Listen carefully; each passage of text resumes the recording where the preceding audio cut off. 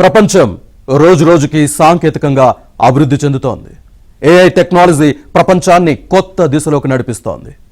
అయితే ఈ ఆధునిక సాంకేతికతను కొందరు దుర్వినియోగం చేస్తూ డీప్ ఫేక్ వీడియోల రూపంలో అశ్లీలత, తప్పుడు ప్రచారానికి వేదికగా మారుస్తున్నారు.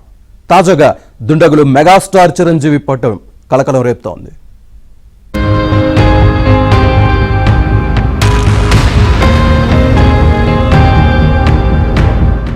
తెలుగు సినీ వినీలాకాశంలో మకుటం లేని మహారాజుగా వెలుగొందుతున్న చిరంజీవి ఏఏ బారిన పడ్డారు.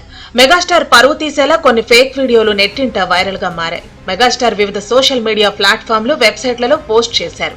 ఆ వీడియోలు కొద్ది గంటల్లోనే వైరల్ అయ్యాయి.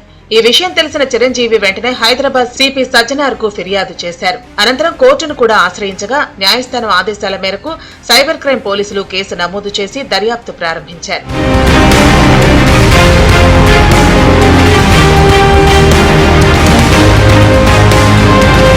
డీప్ ఫేక్ లాంటి టెక్నాలజీలను ఉపయోగించి వ్యక్తుల ప్రతిష్టను దెబ్బతీయటం చాలా ఘోరమైన విషయమన్నారు చిరంజీవి. తన పేరుతో అశ్లీల వీడియోలు సృష్టించిన వారిపై కఠిన చర్యలు తీసుకోవాలని పోలీసులను కోరారు. రీసెంట్ గా చిరంజీవికి తన వ్యక్తిగత హక్కుల పరిరక్షణ కోసం కోర్టును ఆశ్రయించడంతో చిరంజీవి హక్కులకు భంగం కలిగించే వీడియోలు, ఫోటోలు ఎవరూ ఉపయోగించకూడదని తీర్పు ఇచ్చింది.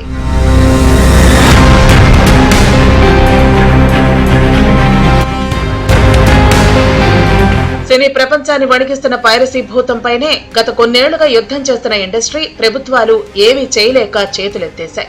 వాటి ఐపీలను ఇతర దేశాల నుంచి ఆపరేట్ చేయడం ద్వారా వీటికి అడ్డుకట్ట వేయలేకపోతున్నారు. మరి కోర్టు ఇచ్చిన తీర్పు వల్ల ఈ డీప్ ఫేక్ వీడియోలు ఆగిపోతాయా అనేది అనుమానమే.